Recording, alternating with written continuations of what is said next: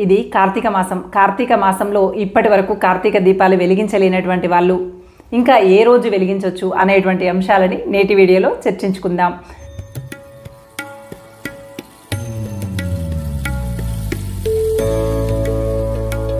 Welcome to Keerthi creatives. నేను మీ కీర్తనారెడ్డి. సూర్యోదయానికన్నా ముందు కృత్తిక నక్షత్రం ఆకాశంలో ఉన్నప్పుడే దీపాలు వెలిగించాలని, ఉదయం పూట వెలిగించేటువంటి దీపాలు విష్ణు ఆరాధనకి సంబంధించినవైతే సాయంకాలం వెలిగించేటువంటి దీపాలు శివారాధనకి సంబంధించినవని చెప్పి ఈ కార్తీక మాసం అంతా కూడా శివకేశవులని ఆరాధించాలని చెప్పి చెప్తూ ఉంటారు.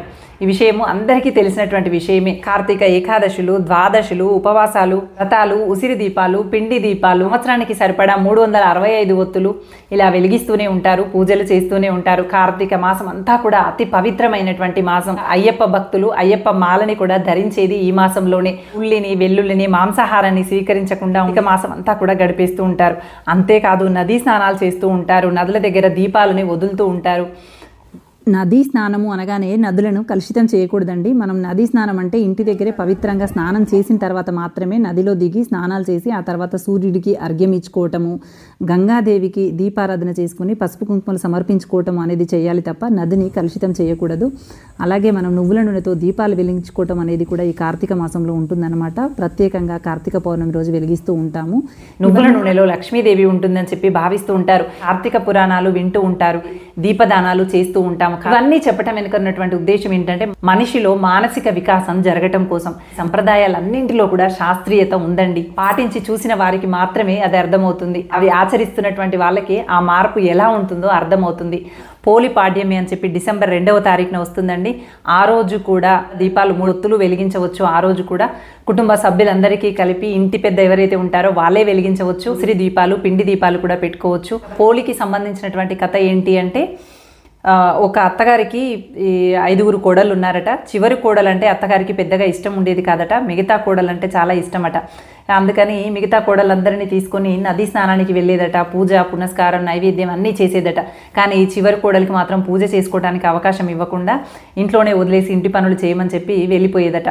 కానీ ఈ కోడలు ఎప్పుడైతే అత్తగారు బయటికి వెళ్ళిపోతుందో గబాగబా బావిలో నీరు చేదుకొని గబగబా నీళ్లు పైనుండి పోసేసుకొని మజ్జిగ చేసినటువంటి కవ్వానికి ఉన్నటువంటి వెన్న ఉంటుంది కదా, ఆ వెన్నని ఇంట్లో ఉన్నటువంటి పత్తి చెట్టుకు సంబంధించినటువంటి పత్తిని తీసుకొచ్చి ఆ వెన్నని కాస్త ఆ పత్తి ఒత్తికి అంటించి దీపాన్ని వెలిగించేదట కృత్తిక నక్షత్రం ఉన్నటువంటి సమయంలో. అలా కార్తీక మాసం అంతా కూడా చేసిందట. చివరికి మాసం పూర్తయిన తర్వాత దేవీ దేవతలు ప్రసన్నమవుతూ స్వర్గానికి తీసుకెళ్ళటానికి వస్తారట. ఇది చూసినటువంటి అత్త, మిగతా కోడళ్ళందరూ కూడా ఏంటి మేము కదా పూజలు చేసింది, మరి ఈ పోలిని తీసుకెళ్తున్నారు ఏంటి అని చెప్పి ఆశ్చర్యపోతారట. ఇక్కడ చూడండి, తను బాగుపడాలనేటువంటి ఉద్దేశంతో ఇతరులకి నష్టం కలగాలనేటువంటి ఆలోచన చేసింది. చూడండి, ఆలోచనలోనే భక్తి అనేటువంటి భావన ఎక్కడో కొట్టుకుపోయిందండి. ఎప్పుడైతే దురాలోచనతో, ఇతరులకు కీడు చేయాలనేటువంటి ఆలోచనతో, ఇతరుల పట్ల దురాభిమానం కలిగినటువంటి ప్రవర్తనతో ఉంటామో అలాంటి ప్రవర్తనతో ఎన్ని పూజలు చేసినప్పటికీ కూడా అవి ఫలించవు. నిజమైనటువంటి ప్రేమతో తులసి ఆకు వేస్తేనే తూగాడు భగవంతుడు. నిజమైనటువంటి భక్తితో వెన్నతో చేసినటువంటి పత్తి ఒత్తికే, పోలి చేసినటువంటి పూజకే లొంగిపోయారు దేవీదేవులు. అందుకని భక్తి, మన ప్రవర్తన విధానం అందరి మంచిని కోరుతూ ముందడుగు వేసేటువంటి వ్యక్తులుగా మనం ఉన్నప్పుడు మాత్రమే మన భక్తికి, మన పూజలకి మన నిజమైనటువంటి అర్థం ఉంటుంది.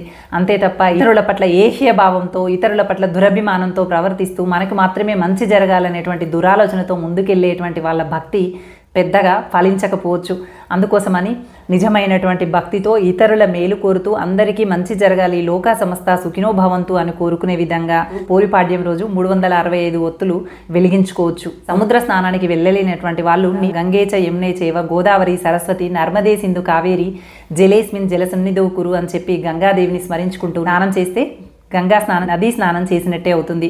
ఈ విధంగా స్నానం చేసి చక్కగా నా లోపల ఉన్నటువంటి అజ్ఞానాన్ని తొలగించు స్వామి, నన్ను ముందడుగు వైపు నడిపించు, ప్రగతి వైపు నడిపించు అని చెప్పి హరిహరులను ప్రార్థించుకుంటూ పోలిపాడ్యం రోజు దీపాలు వెలిగించుకొని కార్తీక మాసం అంతటికి సంబంధించినటువంటి ఒత్తులన్నీ కూడా పోలిపాడ్యం రోజు వెలిగించుకునేటువంటి అవకాశం ఉంది. కాబట్టి అందరూ చక్కగా సద్వినియోగపరచుకొని మూఢత్వానికి సంబంధించినటువంటి భక్తితో కాకుండా మనల్ని మనం మేలుకొల్ప చేసుకునేటువంటి, మనకి జ్ఞానం చైతన్యం కలిగించేటువంటి మంచితనం వైపు, మంచి ప్రవర్తన వైపు మన అడుగులు వేస్తూ ప్రతి ఒక్కరి జీవితం నిత్య నూతనంగా నవచేతనంగా ముందుకు సాగాలి అని ఆశిస్తూ thank you for watching. Bye.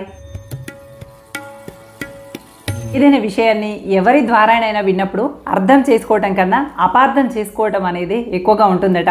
అర్థం చేసుకునేటువంటి వారి శాతం చాలా తక్కువగా ఉంటే అపార్థం చేసుకునేటువంటి వాళ్ళ శాతం ఎక్కువగా ఉంటుందట. అలా అపార్థం చేసుకునేటువంటి వ్యక్తులుగా మాత్రం మనం ఎప్పుడు ఉండకూడదండి. తెలియకపోతే మరొకసారి తెలుసుకునేటువంటి ప్రయత్నం చేద్దాం, అంతేకాని అపార్థం చేసుకొని ఇతరుల పట్ల లేని శత్రుత్వ భావనని పెంచుకొని లేని అంశాన్ని ఆపాదించుకొని దూరం అయ్యేటువంటి పరిస్థితులు తెచ్చుకోకూడదు. వీలైతే మరోసారి అడిగి అర్థం చేసుకునేటువంటి ప్రయత్నం చేద్దాం, లేదంటే సంయమనం పాటించి అసలు విషయం తెలిసే వరకు ఓపిక పడదాం, అంతేకాని అపార్థాలతో బంధాలని బంధుత్వాలని దూరం చేసుకునేటువంటి వ్యక్తులుగా మనం ఎప్పుడు ఉండకూడదు.